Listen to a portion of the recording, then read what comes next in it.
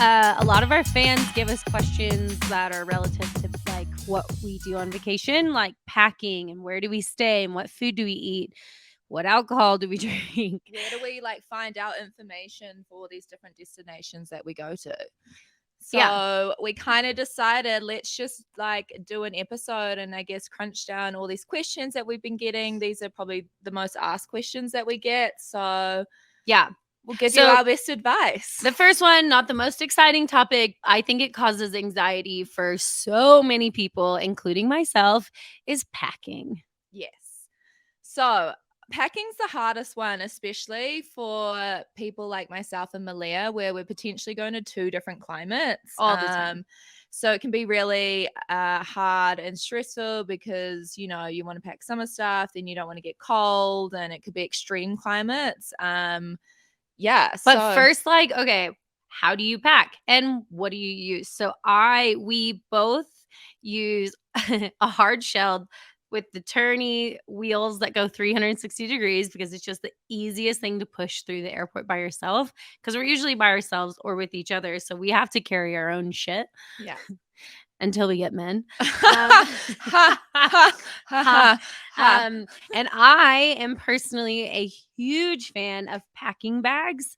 I use Aloha bags because they are waterproof. You can go to the beach. You can take those things anywhere. You can get them disgusting, makeup, anything, and you can literally wash them out, dry them out, and they're good to go again.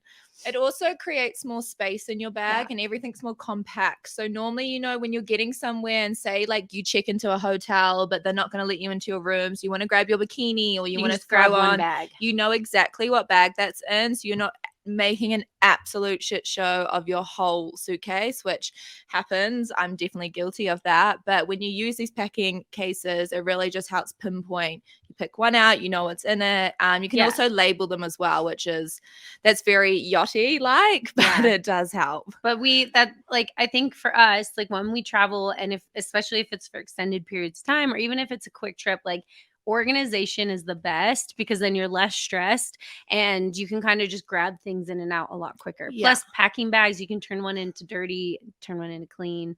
And the biggest thing, don't overpack. I have learned this one the hard way.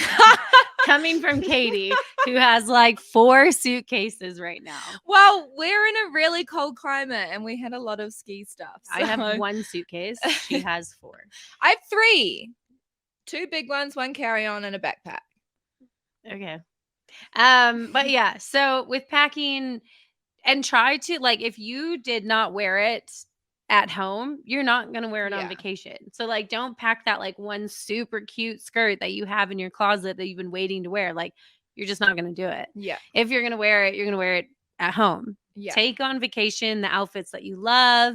Leave a little room for buying stuff that you like. Everyone loves to shop on vacation. Yeah. So. And you can always get wherever you are. If you really needed something, you can always buy it there. Like, yeah, I know that sounds like a silly thing to say, but it is true. And I think this comes especially like to toiletries, like shampoo, you know, razors, body wash. Those things are really heavy and take up a lot of room in your bag. So my advice, do not pack it. Or if you've got little minis, that's great. And then just buy that stuff when you get there. And buy like cheap stuff. You can use cheap shampoo for a week or 2. Yeah. Sorry, the cat's knocking over the coffee. Okay, the next one was our favorite party destinations, which we've somewhat touched on this, but starting off with the craziest party I've ever been to has been in Berlin, Germany. Like Berlin is amazing. I think it depends on the type of party you want to go to. Like that was grunge. Berlin has a very like dark energy. It's very grungy. They listen to really, really intense like techno, hard house. If you're into that, then that is totally your scene. It's just a lot of a heavier energy, I would say, than going to somewhere like Ibiza. Or, you know, obviously Tulum's a big party place as well now, or Mykonos. those places are, you know, the beach club fun, the DJs are there, the after parties. I'd say beach club summer vibes are my favorite the best holiday destination. Because like you leave the house in the morning, you go to the beach club, you're in your bikini, you're in a cute little like, you know, skirt, top, whatever outfit. And 9 times out of 10, you just spend the whole night in that. You don't have to go back and get ready. Barefoot on the beach, listening to music. Like, yeah, I'd say like Ibiza, like south of France during the summer is just. And I think as well with these places, they can be quite like bougie and expensive. They have like insane restaurants, you know, they have like all these like cabaret style restaurants that have performances in them, which can be really bougie. So if you want to do that side of it, you definitely have the option. But if you want to do more of the just like drinking on the beach, ending up at a random party, you can also do that in both these places. Mexico is great for that. Yeah. I know we've got a lot of American listeners, like not just Tulum, but Cabo, Puerto Vallarta, going all Oaxaca, the places around Puerto Mexico. Escondido, Mexico City. Puerto Escondido is actually amazing for that. Like I think I'd wake up in the morning, go to the beach, and then would just stay out the whole night. Like just, and everyone's the same. Everyone's in their swimsuits and this and that, and no one cares. So it's a really like fun, easygoing vibe, not like judgy and stuff like that. So I'd say we both agree. Probably for like nightlife and partying when you're on vacation. Yes, like Berlin and places like that can be fun, but if you're looking for an easy vacation party, like just go somewhere warm where you can wear your swimsuit and be barefoot and just go with the flow. And also like a lot of big DJs and stuff go to these destinations. Bali's a big one. I always find myself like in these villa parties with like these big DJs and stuff like that. It's just because I think it's the vibe there. It's very free, very outgoing. You meet people on the beach and then you just end up having the time of your life. Or going to jail, but it's up to you. I have never been to jail. I almost went to jail in Mexico once, but it was my senior. Yeah, it was my senior trip. I don't know this. Yeah, we were partying at a hotel like really late, and like it shut down, and we were supposed to go back. Like there's like a curfew, and we missed our curfew, and so we were running down the beach, and the cops were like running after us, but we made it. It was fine. So you didn't go to jail. Sorry, Mom. Yeah, no. I've actually never been to jail in any country I've been to. No, neither. I've never been arrested. Touch wood. I haven't. Not yet. Yeah. Stay out of jail, but party.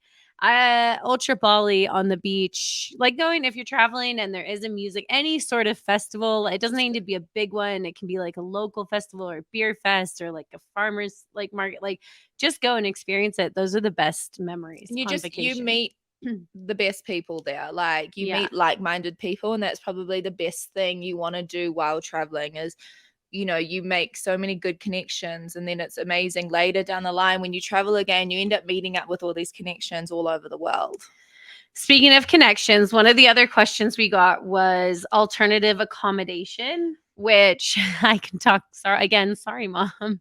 I used to backpack a lot. So I just packed a backpack and I went all over Europe, went all over Asia, staying in hostels. I definitely did a lot of couch surfing when I was in Europe. So there are cheaper ways. You don't always need to stay in a fancy hotel. Yeah. You definitely always look like at Airbnb. There's websites called lastminute.com. There's a lot of stuff out like that out there. Then obviously hostels, and I can tell you, I feel like hostels have a reputation. They are wild, but some of them you can actually get your own private room with your private bathroom. So it's, you know, it's not exactly like sleeping in a dorm with 12 random people. That might not appeal to you. Like I'm definitely, I don't do that. I can't do that. I like my own space. So that is a different option as well.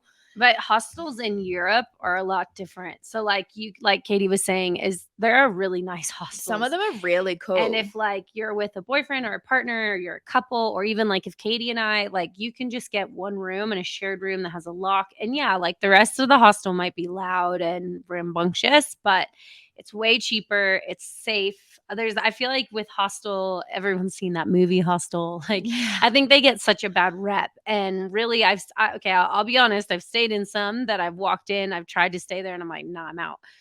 But then there's some that are just as nice as getting like a cheap hotel, which has been good. Yeah. And they also, the good thing about hostels is normally the food's a lot cheaper there as well. So it's a lot more like cost efficient to eat there. And they have so many fun activities. So if you're traveling alone, hostels are actually the best place to stay because you meet people and you actually meet more people traveling alone. So you instantly have a connection over that. So you make friends. And then they always like organize fun activities, and they know the city or the place you're staying in the best. So they have the best recommendations of where to eat, what to do. And that's really what you want when you travel. Like you want all recommendations. Word of mouth recommendations are the best. Yeah. So, hostels and stuff like that are definitely amazing for that. And like, ladies, do not be afraid to stay at a hostel by yourself. You can get all female dorms. And honestly, for me, when I was backpacking, I would do that a lot because sometimes I was alone. So staying in an all female dorm, I met a bunch of other women and guys that all just wanted to do the same thing, like go out, explore, and have fun. And when I was traveling through Southeast Asia, that's all I did. I just stayed in hostels, met big groups of people, and that would kind of tell me the next plan of my trip. They'd be like, oh, well, we're all going here for this party. And I'd be like, yeah, I can go there. Like that, all your plans change with the people that you meet. And then I've made the best memories that way. That's also one of my biggest traveling tips. I mean, it's different. If you're going on a vacation and you want to go one place, chill on a beach, whatever, that's great. But if you're feeling more on like you want to explore, do not plan out your whole trip. Yeah, like, no, don't be an itinerary person. If you've never traveled, like I'm a last minute person now, but obviously we've been living like this for 9 years. So I literally book a flight the day before. I'm like, Mom, I'm coming to New Zealand. Like, so the best thing, like, because you meet people along the way. So sure, have the first week planned out, go to one destination, and then you meet people like, oh, you have to go to this place. This is amazing. Go stay here. And that's how it goes. And sometimes you actually end up traveling with those people. They're like, we're going here. Why don't you jump on with us and we'll fly together or get the bus together or whatever it is. So as scary as it sounds, it's actually like really liberating living like that because you're really just, you don't have a plan, and sometimes no plan is the best plan. And it's just because you have no expectations. So then you just enjoy and you're outside of your comfort zone. I also want to say you're never too old to stay in a hostel either. Like I've met some really cool people in hostels of all ages. And like one of my trips to Asia, I think there started just 2 of us backpacking together, and we ended the trip with like a group of 12. Like it was just so much fun. And on that, because we're talking about Asia and backpacking, one quick one about Couchsurfing. I have been Couchsurfing. I did it through Europe, and I've had one of the most amazing times Couchsurfing. I stayed with a family in Italy, and that was probably the highlight of my time in Europe. They just took us in, like made us all local food, and we explored Italy like true locals, which was absolutely amazing. That's how you want to do Italy. I've also had the worst experience Couchsurfing, and that was in Ireland. And unfortunately, it was with an American host. He was looking for a lot more. He was not offering his bed. He wanted to share it, and that was not great. But my family knew where I was. Nothing bad ended up happening, but high and low experiences. And I think it's all just about what you do and how prepared you are for Being it. Street smart as well. Like, don't be naive, and also know how to get out of the situation you're in. Always have like, the best thing about technology now, like one of my best friends has me on track 24/7. So she knows constantly where I am in the world, even though we're in different time zones, she knows exactly where I am. So worst case scenario, if I was in a situation, I can message her and then she can tell whoever that's my location. But on another note, like shit does happen when you travel. Like there can be some, bad things. I don't want to say that, but just don't let it ruin your trip. Like it's, things are meant to go wrong. That's how you learn from it. It's how you become better. It's how you become more street smart. It's educating yourself. Like it's just don't let it, I don't know. Yeah, I think sometimes people make itineraries or they make like set plans and they, something gets canceled or they didn't get to do something or whatever. And I think with those types of situations, just let things roll. Yeah, let it be. And it normally ends up better. Yeah. Like sometimes if you just relax and just let things happen, you'll have way more fun. Because if you're so worried about seeing certain things or doing certain things, you kind of miss the whole essence of the place you're traveling. Yeah, I always say take a step back and look at where you are, because you're in a foreign country. Like, this isn't your home. So you can just like, I like to have moments when I travel just being like, wow, like I'm so fucking blessed to be here right now. Like, look at this place, look at this culture, you know? So I think just like remind yourself on that too. And on that note, everyone knows I'm a huge adrenaline junkie. Katie is too at heart. And so the question was adventure sports, like trying activities in new and exciting places. I am all for it. I obviously, I'm a huge scuba diver. So I try to dive every new place that I go. I also try to do one thing that scares me in a new country because I just love it. So like when I was in Vietnam, I drove a motorbike all the way through Vietnam, which was terrifying because it's like traffic does not work the same way. I've been skydiving, bungee jumping, I've swam with sharks. Like, I just think if you can do one thing on a vacation that gets your heart racing or puts you outside of your comfort zone, it just like it ignites this fire in you. Rather than like I know a lot of people love to just go on vacation and sit on a beach and just chill and read a book, and that's amazing. But if you go and do one thing that just terrifies you, you'll always remember it. And it doesn't have to be like jumping out of a plane. It could be. We both skydive and we love it. Yeah. But it could be like snorkeling with manta rays, or sharks, or great whites, and getting in a cage, or not a cage. No, but I just think as well, like, don't get me wrong, I love laying on a beach, having a cocktail in hand, sunbathing, but I can't do that for a week straight. Like, see, every single place, especially vacation places, where if you are just going to one destination for a week, 10 days or whatever it is, they always have something cool to offer, like swimming with turtles, or like there's always activities. So just do it, like just do something, and it can be for like an hour every day. And then I just feel like it's the most amazing way to see a place, because I feel like a lot of people will go on vacation and say Cancun is the best example. Yeah, I went on holiday to Cancun. Yeah, what did you see? My resort.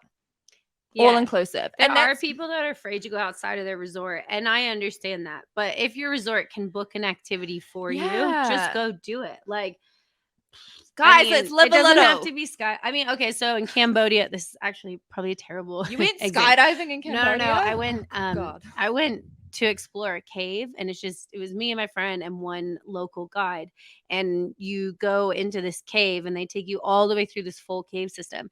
And we got in, I'm having a blast. I'm like, this is epic. And then like reality set in for a minute, and I almost panicked because I was like, the only person that knows how to get out of this cave is this like 12-year-old boy that we can't communicate in any way. And then I was like, so I could die or I could have an epic time. Luckily I didn't die, but I did think back and I was like, probably wasn't the smartest move, but it was awesome. Well, you've lived to tell the tale. Yeah. And like, there's less harrowing ones, like the rock climbing in Thailand. You can climb up and let go and free solo over the ocean. That's amazing. Or like less crazy things, like you can swimming with turtles. Still a good option. You can swim with turtles. Just something that's going to get your heart rate going. And okay, for any couples out there that are trying to like spice up their love life, if you do something like this together, something that gets your heart racing and you get out of your comfort zone, it excites you and it gets you living on the edge a little bit. And that's something that will create that passion again. Yeah, it's true. If you do something scary with a loved one, you get having these moments together. That's what life is about, right? Is capturing these moments. It's the same for us when we travel. It's like stopping for a second, taking in the world and being like, wow, I look at where I am right now, and you just like, it's such a surreal experience, like feeling. Like, it's definitely addicted, hence why we've chosen this lifestyle. But it is really like, stop to smell the birds, that whatever smell the birds. What's that saying? What's that saying? Wait, stop to smell the flowers. Oh, smell the birds too. Sorry, we've just been skiing for 2 weeks. Yeah.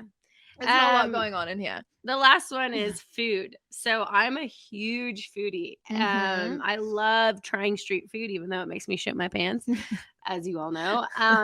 But I go both. I love trying local dives and going in, but I also love like it up a little bit. So I do both. I think do a little bit of both. Go eat the like food that you're like, it's probably gonna shit my pants, but but then really it's like a bucket list. You can tick it off and say, okay, I did that. I ate a cockroach. Yeah, you've eaten the. That is one thing out of all my travels thing. I cannot eat gross things. I think the grossest thing I can do that. See, I'll do that. That's where I come in. I will definitely try. Considering like I don't eat red meat or anything like that. Like I will always try at least a mouthful or something because I just have this thing inside me that tells me like I need to try this. And I can cry about it later. But yeah, I definitely do that. But I think what's the weirdest thing you've eaten? Well, the weirdest thing I've eaten and I like is grasshoppers. Oh no. I like a lot of mezcal though, and it goes with mezcal. See, I cannot put a bug in my mouth. That's disgusting. Wow, not on purpose. Okay, but anyway. So a lot of people ask, like, how do we find, I guess, you know, the places to eat and drink and hang, or, you know, if you want to like boogie. My biggest thing, Instagram and TikTok are actually incredible for this. So you can type in a hashtag or you can type in the location, and people have actually made like little travel blogs, like top 5 places to eat and wherever, top 5 places to drink and like whatever it is. So social media is amazing for this if you can't get word of mouth, but then obviously it just comes down to befriending locals or talking to your hotel. I'm a big local. I before doing social media stuff, I will try to see if one of my friends has been to that place before, get a connection, or to like I'll just kind of go and just wander and just ask a local like, hey, I'm feeling like this, what do you think? And ask the hotel, but hotels are sometimes that can be biased, and they also, hotels and taxi drivers can actually have deals with certain restaurants and bars and stuff in the location that you're in. So I mean, it's a good starting point, gets you out there, gets you meeting people. But honestly, like the internet is amazing for this. There's so many amazing travel blogs out there now. Like again, TikTok's great, but like Katie's saying is like try the apps and blogs, try to stick away. Like, you know, there's so many Karens out there leaving shit reviews on places that really don't deserve it, or there's little holes in the wall that like nobody's heard of yet, and who knows, maybe in a year or two they'll be like the top restaurant. Like that's how a lot of these Michelin star restaurants are found. Like they're just nothing, and then all of a sudden they're huge. So get local word of mouth for sure. Go to like a local coffee shop and see what they're saying. The last one was travel photos for social media and like Instagrammable spots. I know that I'm on social media, but this is not me. Like maybe I'll tap Katie in for this one. Like when I'm on vacation, you might be surprised, but I don't really enjoy doing that kind of thing. And when stuff is set up to be like social media, like whatever, it actually makes me cringe. It's actually really crazy because of social media, especially in Tulum. You know, there's a lot of like the same photos you see of people in Tulum, and then people actually line up outside these spots. Please don't be those people. And it's, dude, be original. We want originality. There's enough fucking clones of everybody in this world. Like, but also like, enjoy your time. Why are you worried about what photo you get for social media? And like, do what you take my advice, and this is what I do. In that moment, I'm like, I think this looks cool. This is what I think looks amazing. This is like how I see things.